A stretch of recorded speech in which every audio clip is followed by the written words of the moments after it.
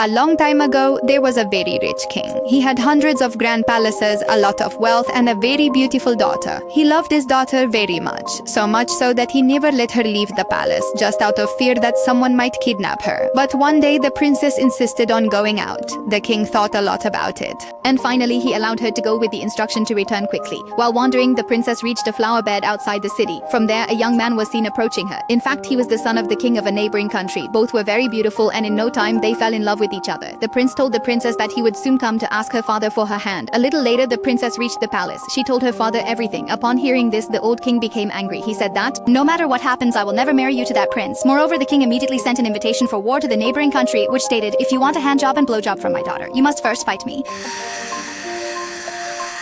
In such a situation, the team that came with the marriage proposal now became an army. When the army reached the palace, the prince also arrived with a peace message for the king. He did not want to wage war. He wanted to form a relationship with the king, but instead of responding, the king scolded the prince and drove him away. Meanwhile, the prince's army began the attack. But the surprising thing was that none of the king's soldiers came to fight. In fact, the king had told his soldiers that anyone who didn't want to fight could leave. As soon as they heard this, all the soldiers left as if the food at a wedding had run out. But it was over. In the end, the king himself began to prepare to flee. But the princess, who still loved the prince, was not ready to leave. In anger, the king cursed his daughter. "Now you will turn into 3 ugly animals." After winning the war, the prince reached the palace, but he did not see the princess anywhere. He kept searching for her sadly. And wandering here and there, he reached a forest. There he met a kind sorceress. The sorceress said, "Your beloved hasn't gone anywhere. On the night of the upcoming full moon, she will leave the palace as an animal because the king has been or the doorway that turned into 3 animals. You just have to identify those 3 animals and kiss them so they can become human again."